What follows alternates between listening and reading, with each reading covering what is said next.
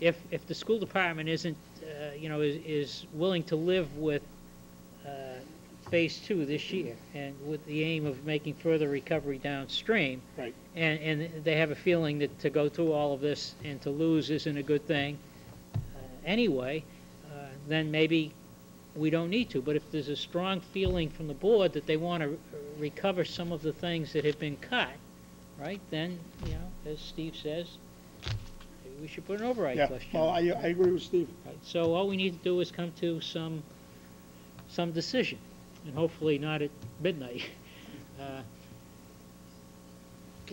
Why don't we decide priority? Maybe you could help me with the slide here.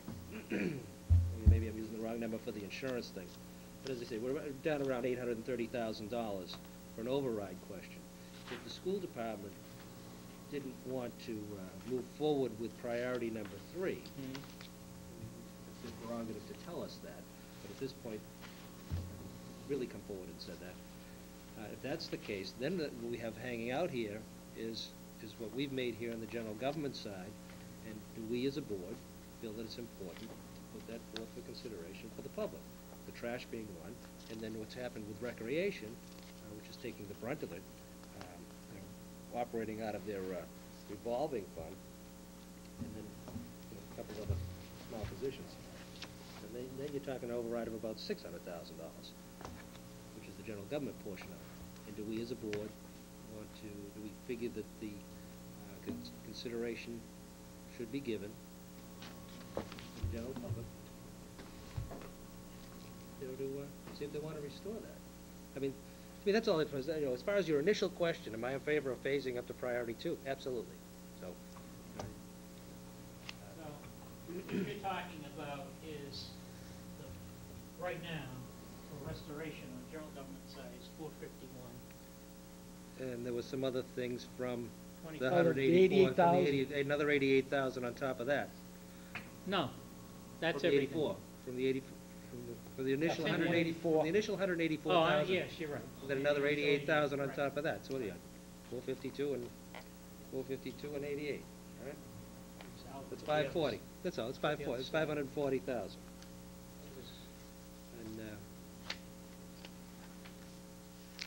And again, there was some additional residual employee benefit stuff.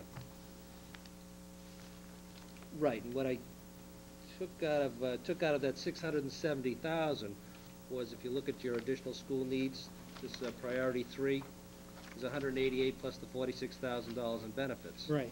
So that's 234. That's what I did. I just backed off that 235,000 from the 670, which gave you about $235,000. And I took that from the 830. Right. That's correct. I ended up with about $600,000 for an override. What, So, I mean, what there's all were you this- not? What were you not replacing? That a week ago we decided to put in an override. No, what I was hearing from you was that the school committee may be considering not asking for an override in relation to priority number 3. Oh, I think if there's an override question on the ballot, they will ask. They want the for- 188. They'll want. Absolutely. Okay. They'll want. Then you're at $830,000 if Right. that helps. Okay. We got Rita. First of all, I just want to explain that recreation really is a small business. And maybe because you've seen me every year here for about 25 years or 30 years, sometimes it's just the same old thing. But I think it's not, because we're a small business. And every time we talk about raising the taxes, businesses versus homeowners, we say we can't drive the small businesses out, because by raising the fees to them, it's going to really hurt them and drive them out of town. And I have to tell you, we're a small business. If we were asking for $159,000 from the general government, and which was our own budget at 33, and $192,000 that rec was the beneficiary of, to cut $103,000, 53%, I just think is so wrong. We're a small business. Allow us to keep doing what we're doing for the town. We know we're going to have to raise user fees. Next year, maybe we can take another cut. I'd like to request that you give us back the 33 for the DPW person and the 25 let us pick up this year in the user fees, that $45,000 position. Give us a chance to know that that's going to happen. We have a chance to work on it by next year, and maybe next year come back. I think we can honestly say we're the only department in town that, besides our department, our committee, it is part of the fundraising team. And you can't continue to ask the committee to keep doing the fundraising team. So the first thing is, I'm asking you, please give us back $50,000. I have to agree with Joe on the $25,000 to the position in finance. That fee is going to cost you probably that in the interest that you're not gaining on not getting that in, if you just take the amount of money that's out at any period of time. But, so I agree with that one. I would put $100,000 back into the general government and 200-something thousand back to the school. I think where we do not have the opportunity, like you can, every one of you can say, I know every person that works here, and I know if you think they work or they don't work, and I think you all think they work, if you cut some positions. We don't know that on the school side. I don't know the amount of secretaries, clerical, or anything else that they have. We keep hearing about teachers. I don't know if that's you can cut. And whereas you don't get that budget until a week or 2 or 3 weeks ago, we gave our information back to the town administrator. I would put it back on the table to the school, and I have to say, you don't have anybody here tonight. You had 100 and some odd people last week because they knew about the budget. You know as soon as you call the school committee and as soon as you call Dr. Troughton, that everybody, those 100 and some odd people last week, knew they just got 300 and something thousand because they knew the way this committee was probably looking. They didn't have to come here tonight. They knew that money was actually restored. And if you ask, are they going to vote for an override? I think if that 300,000 is restored, to be honest with you, I don't think you're going to see an override. I don't think you're going to see an override at the town. You don't have the school, you don't have the selectmen, and you don't have the finance committee that have been standing up for 4 weeks, 5 weeks, or 6 weeks championing. You should have an override because we didn't know the numbers until just tonight. So you know how you all feel about an override, whether it's 800,000 or $1.2 million. We're going to say, the school people are going to say, we got just about everything that we needed. That last 180,000, you know what, it's maybe not worth the override. But I know that it would devastate recreation. We can't work any harder than we are. The department can't work it. I'm asking you to give them 50,000 back, give 25,000 back to the treasurer.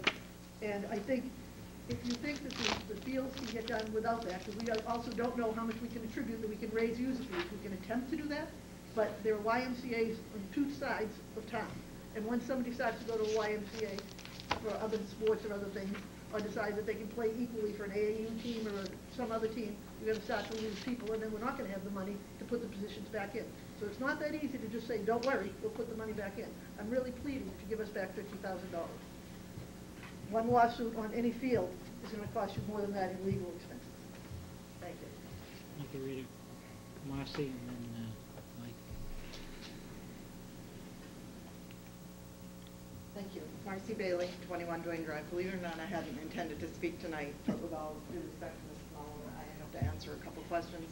The reason that the same group of school supporters isn't here this evening is because they have a conflict. They are all at the activity room at the library at a North Reading United for Education and a Stand for Children meeting aimed at providing them education. And if you know educational information about town meeting, we invited the town moderator to inform people how town meeting works, decorum at town meeting, protocol, etc. So they're all over there now. If you note, I have my Stand for Children button on tonight. Previously to the meeting, I was a little delayed here because we met with a representative of Stand for Children who came in and gave us information about lobbying at the Day on the Hill on April 15th to go and ask our state leader for more money for education for North Reading and communities like North Reading.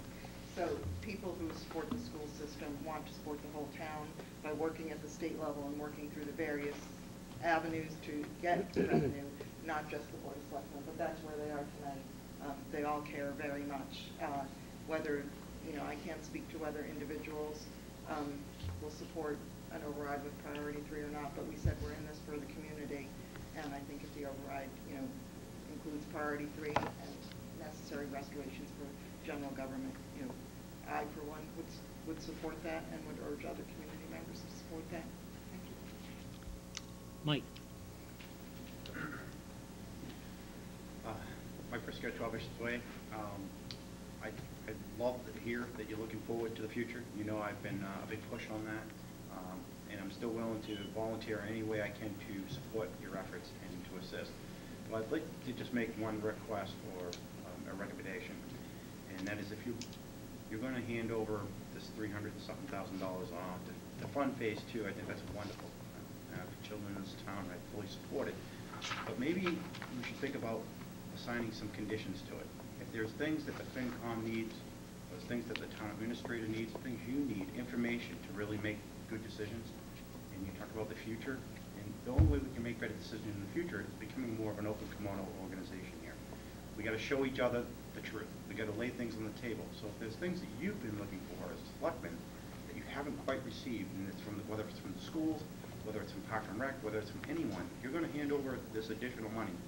Let's assign some conditions on it. Let's talk to the FinCom first. Let's see and make sure that 100% of the information they need to make better decisions, they have before we hand over any money to anyone. If there isn't, we don't have that information.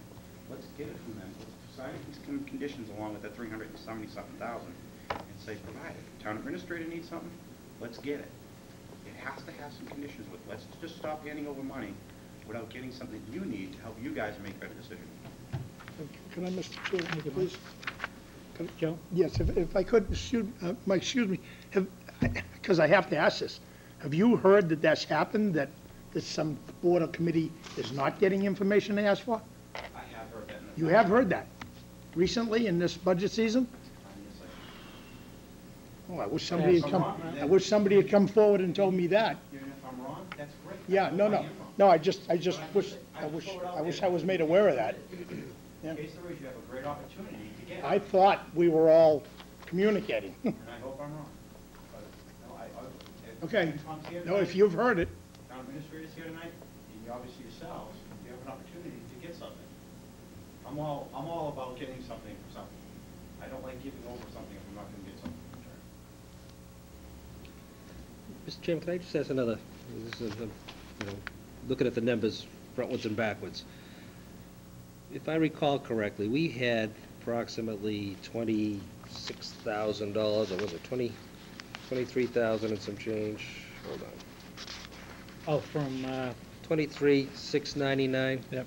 Right, and the I think the town administrator used that to That's right, so that's gone. replace Right. a cut that he had Okay. made in IT and, or So the request back. $373,000, $373,300 for priority 2, we didn't eat into that at all. We didn't chip away at that at all.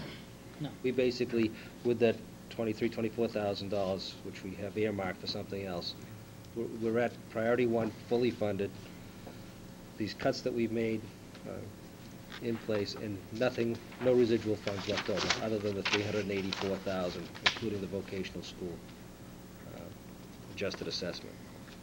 All right, so Correct. if we're talking about phase 2, that's $373,000, and then, so that leaves you $11,000 bucks, or whatever. Is that correct? Mhm.